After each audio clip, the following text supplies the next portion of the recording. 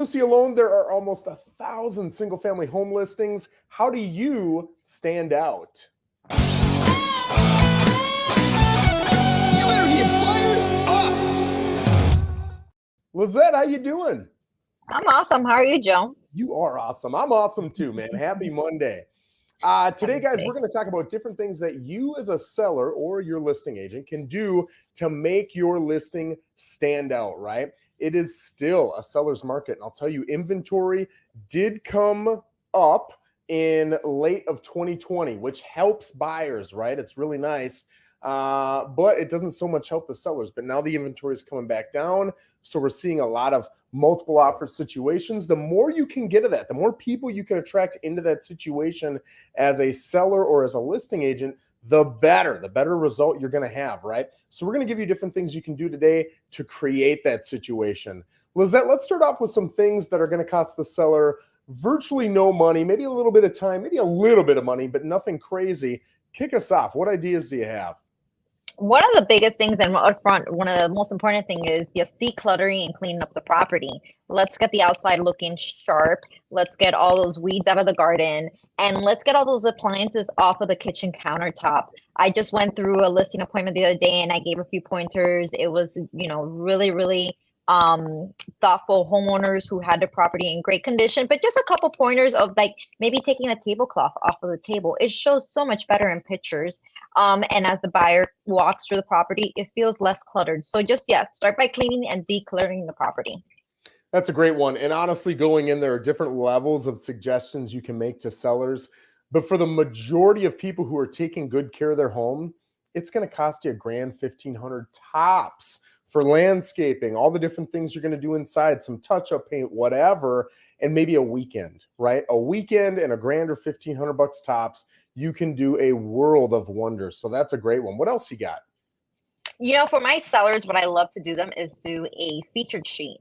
So then I make sure I attach in the documents tab on the MLS a sheet that outlines all the special characteristics that the property has to offer. It's one thing to put it into the description where buyers read it, but to actually have this piece of paper that you could print out for your buyers as they walk through the property and reminds them what makes this property stand out from the rest really, really is not only important to have as a listing agent, but really sets you apart from other listing agents that aren't doing it.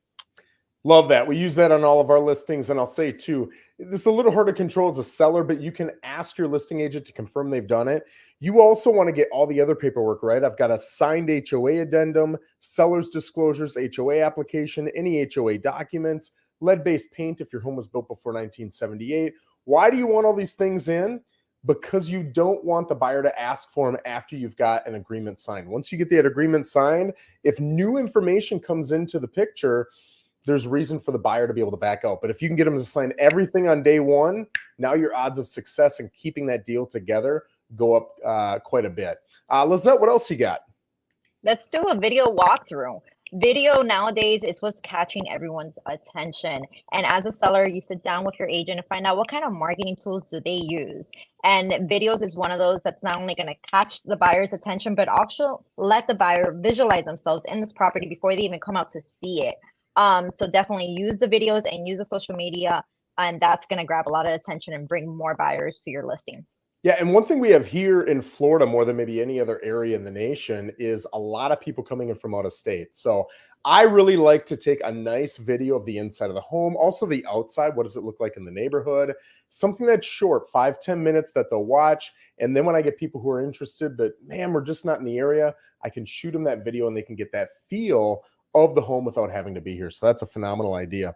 Let's talk a little bit about professional photos. I love professional photos that really accentuate the differences in the property. You sharpen up the colors, you make it look great. If you go on, I can't tell you how many 7-figure properties are on the MLS, and they've got iPhone photos. You're going to see the realtor in the mirror when they're taking the bathroom shot. You're going to see lights off, shades closed. It's really rough. And man, you're trying to showcase a 7-figure property there. Why wouldn't you also want to do that on your $200,000, $300,000, $400,000, $500,000 listings? I would, and I do, and you as a seller are absolutely going to want that too. When we're talking about free options for these sellers, Lissette, what other things are you suggesting? So just writing up a great description, sit with your agent and find out how do they write their descriptions for these properties. Yes. You know, I like to imagine myself as a buyer and not just seeing, okay, it's a 3 bedroom, 2 bath, 2,000 square feet. No, what's the feel of this property? Am Yeah. I on the water? Am I going to enjoy drinking my coffee in the morning, looking at my pool? Give Yes. that buyer the feel of living in this home. Get them excited before they even walk through the door with that description. That's great. And you know, one thing we talk about in the Rosen group is that ideal buyer, right? Are you probably going to have a young couple with no kids? Are you going to have a, you know, maybe middle-aged couple with 2 or 3 kids? Are you going to have a retired couple? Whatever that is, those folks are really looking for different things, right? And you can guess, and you're probably going to be right 70, 80, 90% of the time what it is that type of buyer is going to look for. If you can accentuate that part of your home listing and make it an emotional pitch instead of a data-driven pitch, right?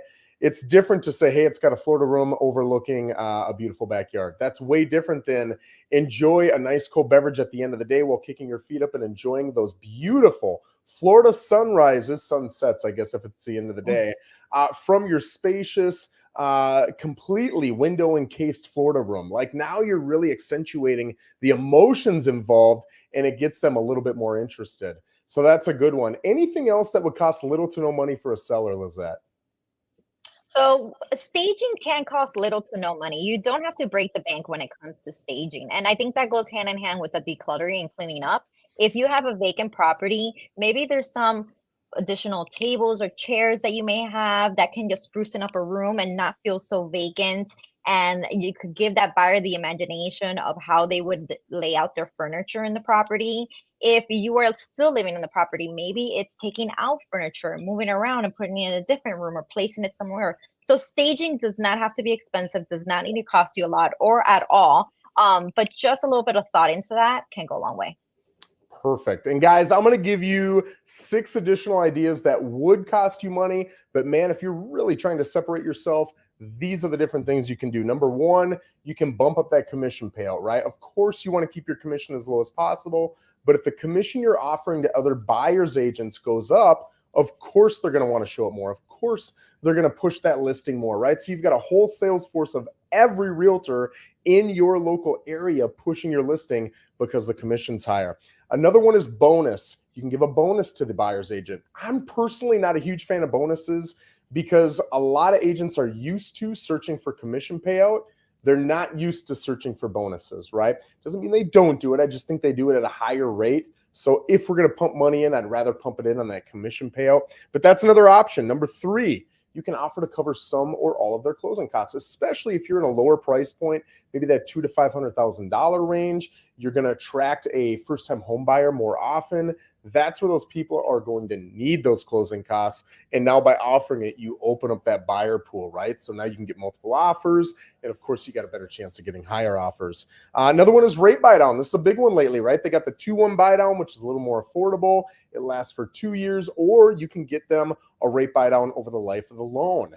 If you can see that, man, buying my home might be kind of the same as buying my neighbor's home, except you're going to have a 6.5% rate over there. And if you buy my home, we're doing a rate buy down. You'll have a 5.5% rate. What's the difference per month? It's X. Look at how much you could save over the span of 30 years, right? That's a big difference. The 5th one is warranty, especially if you've got a home that's got maybe appliances that'll need to be replaced soon, an older roof, an AC that's going to need to be replaced soon, water heater, anything like that. Or if you've got a couple where, and maybe you're the couple, where you're just squeaking into the house with the cash you've got in your pocket, but you don't have a lot of other cash, right? You can typically get a warranty for somewhere in the $500 to $1,000 range. And if you get that, now it'll cover some of those purchases. So yeah, you're out $500 to $1,000, but you know that you're not going to have a $7,000 AC issue. It's going to be a low deductible, and now you've got that taken care of. Man, is that a good feeling to know. As a seller, you can cover the cost of that, and now that buyer can come in knowing that if one of those issues pops up, that first year it's covered, right? And then the last thing is a pre-listing inspection. With a pre-listing inspection, there's a lot of great things to it, but really you're paying $300, $400, and it's going to allow you to say to that buyer, hey, look, not only have we disclosed everything, but we've got an inspector in here who doesn't care if this home sells or not. They're reputable, they're big, they're local. Check out their Google reviews. They're saying X about my house, right? Here's all the issues. So now you're disclosing to them all the issues. Man, that's a good feeling as a buyer because I trust you, right? You've built a little trust with me now, which goes a long way. Also, expectation management. I can tell you, pick your issue. It doesn't matter what the issue is. If you know about it up front before you put the offer in, you're going to feel a lot better about it than if you find out about that same issue at an inspection, right? That's going to be a little scary, but up front, it's something we talk about and we kind of work through. So that pre-listing inspection, I haven't even gone through all the different positives of it. Man, it adds a lot. Lissette, is there anything I'd missed that you would give as a last little golden nugget to sellers looking to prop their home up against others? I think it's just having a really good interview with your agent and having a good discussion of what their strategy is in marketing your property. We see so many listings that just sit on the market because the agent puts it on there and doesn't put any effort. Making some of these changes would just make sure you have good photography, guides you on staging, a good description, all that kind of stuff, or giving you information on doing a pre-listing inspection. All of that's going to separate you from the next listing down the road. So having an agent that has this knowledge is really, really helpful as well. Awesome. Well, guys, I hope that helped. If you've got any questions, feel free to put them in the comments. We'll certainly get back to you. But otherwise, join us next week as we go over another great topic. Guys, have a good one.